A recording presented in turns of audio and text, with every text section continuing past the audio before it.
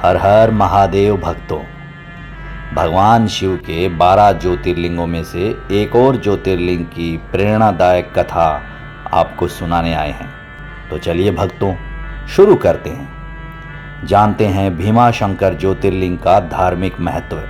भीमाशंकर ज्योतिर्लिंग की मान्यता है कि यहाँ सूर्योदय के बाद पूजा करने से हर पाप से मुक्ति मिल जाती है। यहाँ पर सावन में भारी संख्या में भोलेनाथ के भक्तों का जमावड़ा लगता है। इस मंदिर के समीप से एक नदी बहती है जिसको भीमा नदी का नाम दिया गया है। आगे चलकर यह नदी कृष्णा नदी में मिल जाती है। तो चलिए जानते हैं भीमाशंकर ज्योतिर्लिंग से जुड़े कुछ तथ्यों के बारे में। भीमाशंकर ज्योतिर्लिंग महाराष्ट्र के पुणे जिले से 110 किलोमीटर दूर सह्याद्री पर्वत पर स्थित है। इस मंदिर में स्थापित शिवलिंग को भगवान शिव के रूप में पूजा जाता है। इस मंदिर में स्थापित शिवलिंग काफ़ी बड़ा और मोटा है, जिसके कारण इस मंदिर को मोटेश्वर महादेव के नाम से भी जाना जाता है।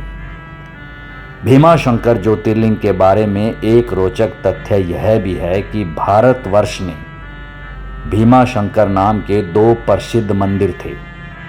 एक महाराष्ट्र के पुणे में, दूसरा आसाम के कामरूप जिले में स्थित है।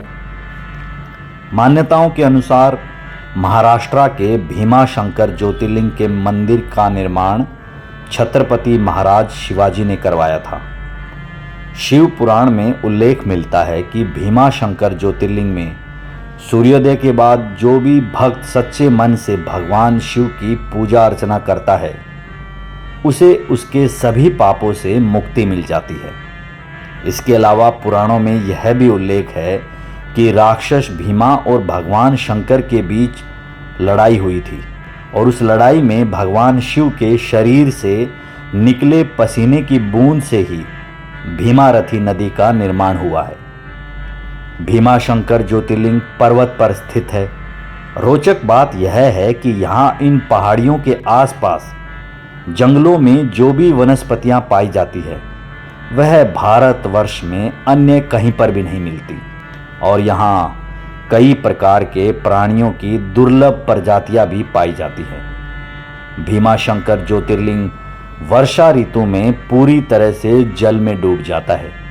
इस मंदिर के पास ही कमलजा मंदिर भी है, जो कि भारतवर्ष में बहुत प्रसिद्ध मंदिर माना गया है।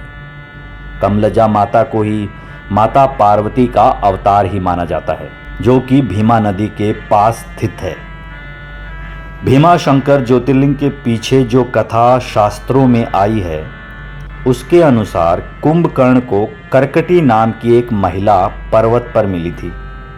उसे देखकर कुंभकर्ण उस पर मोहित हो गया और उससे विवाह कर लिया।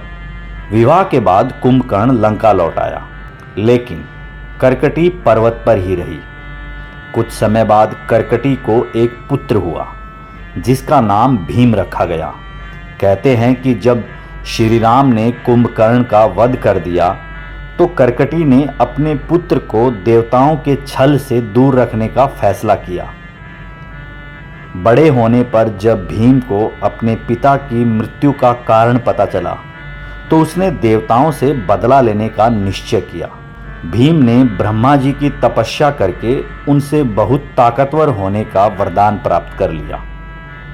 वरदान मिलने के बाद भीमा बहुत ताकतवर हो गया। उसने पृथ्वी के सभी राजाओं के साथ ही देवताओं को भी पराजित कर दिया। देवताओं को अपना स्वर्ग छोड़ना पड़ा।